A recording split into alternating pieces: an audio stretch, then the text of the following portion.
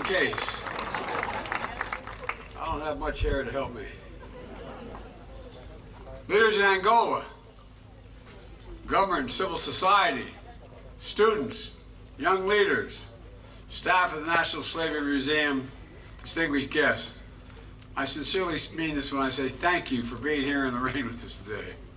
Thank you for allowing me to be here. It's an honor, a genuine honor to be with you today in Angola. I just got off the phone with the Vice President telling her I'm sorry she's not with me to be here today. You know, with you in Angola, a vibrant city, and I look, not the city I know is not Angola, but in Angola, in a vibrant city. And I'm joined by members of the United States Congress, senior officials of my administration, American business and civic leaders. We think that it's important that we get together. We thank all people of Angola for your warm hospitality. And I mean that's, please sit down if you have a seat. Don't, I'm sorry. I want to show you all the seats. We're gathered in a solemn location because to fully consider how far our two countries have come in our friendship, we have to remember how we began. We hear them in the wind and the waves. Young women, young men, born free in the highlands of Angola, only to be captured, bound, and forced on a death march along this very coast to this spot by slave traders in the year 1619. In the building next to us, they were baptized into a foreign faith against their will. Their names changed against their will to Anthony and Isabella. Then they were condemned to a slave ship bound for the Middle Passage, packed together in hundreds by hundreds. A third of those souls did not survive the journey. 1/3 died on the way. But Anthony and Isabella made it to the British colony in Virginia, where they were sold into servitude and became two of the first enslaved Americans in a place that 150 years later would become the United States of America. They had a son, considered the first child of African descent born in America, William Tucker. It was the beginning of slavery in the United States. Cruel, brutal, dehumanizing. Our nation's original sin, one that haunted America and cast a long shadow ever since.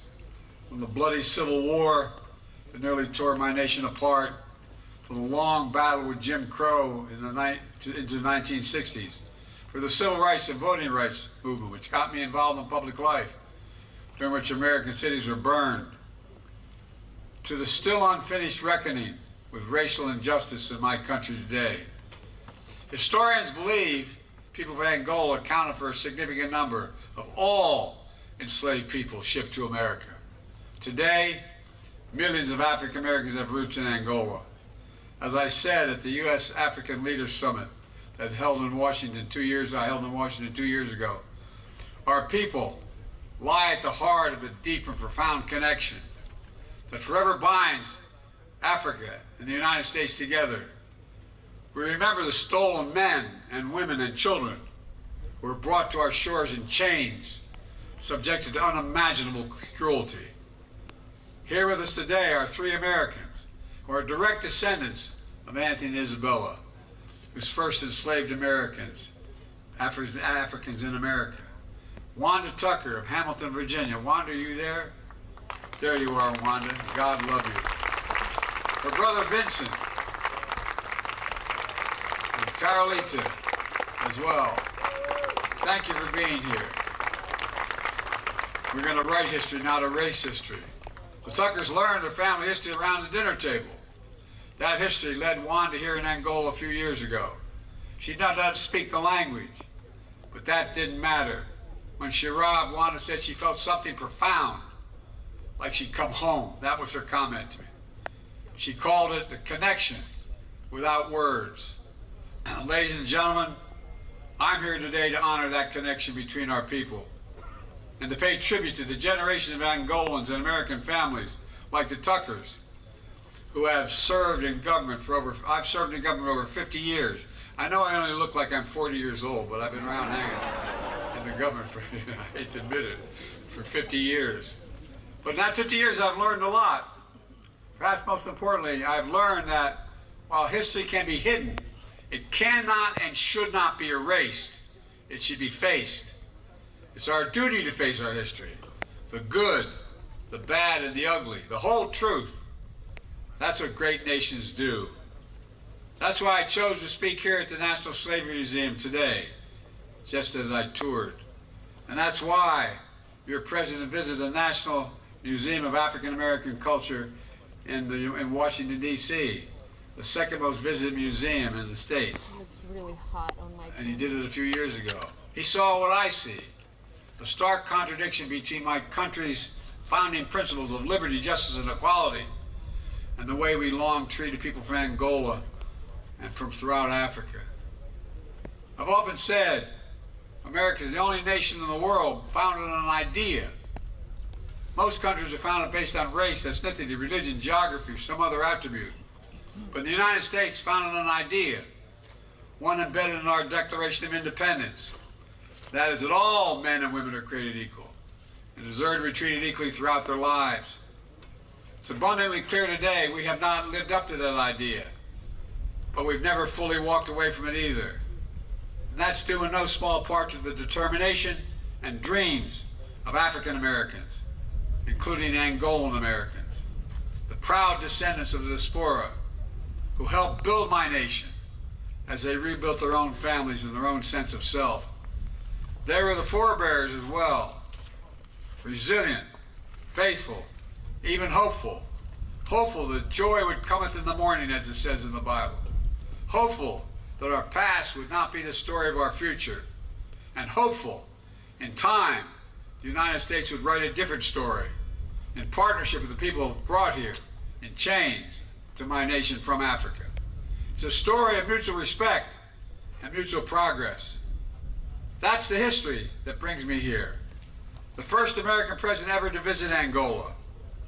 Over time, and I'm proud to be.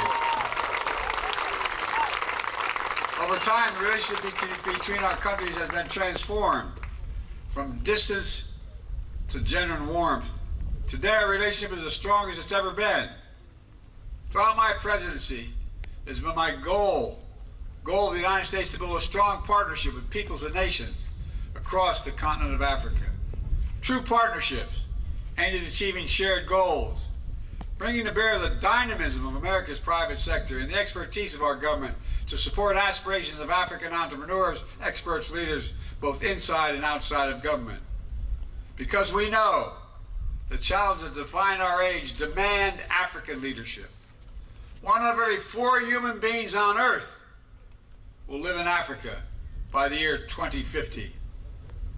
And the ingenuity, determination of young Africans in particular, like the young society leaders I just met with here today, will be undeniable forces in that human progress. That's why I'm so optimistic, because of that generation. In no small part, it will be in their hands, in the hands of people across Africa, to expand access to clean energy, to tackle threats of global health, to grow a global middle class. In many ways, Africa's success is and will be the world's success. That I said at the United States U.S.-Africa Summit, the United States is all in on Africa's future. 2 years ago, I pledged to deliver $55 million in new investments in Africa and to mobilize American business to close new deals with African partners. 2 years ago, we were on way ahead of schedule. More than 20 heads of U.S. government agencies and members of my cabinet have traveled to Africa, delivering over $40 billion in investments thus far. And we've announced nearly 1,200 new business deals between African American companies and American companies, totally worth $52 billion, including investments in solar energy, telecom, mobile finance, infrastructure, and partnerships with American Airlines to expand opportunities for tourism. So you don't have to fly to Paris to get here, although Paris is pretty nice. Here in Angola alone, the United States has invested $3 billion during my short presidency. We see the bonds between our countries across sectors, from clean energy to healthcare, to sports. The American Basketball Association, National Basketball Association launched Basketball Africa League, and Angola is the reigning champion.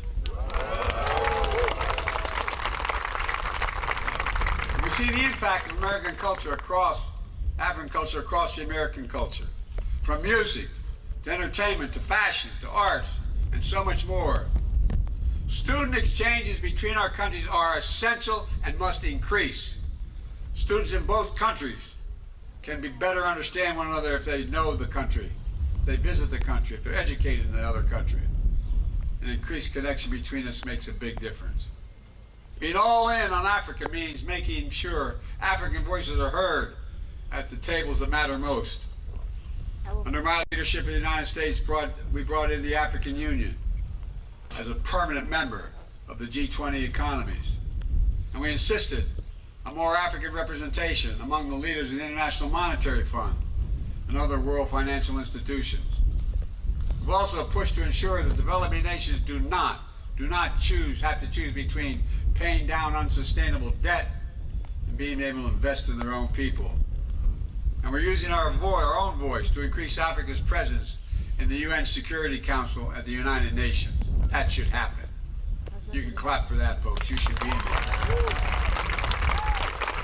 The United States continues to be the world's largest provider of humanitarian aid and development assistance.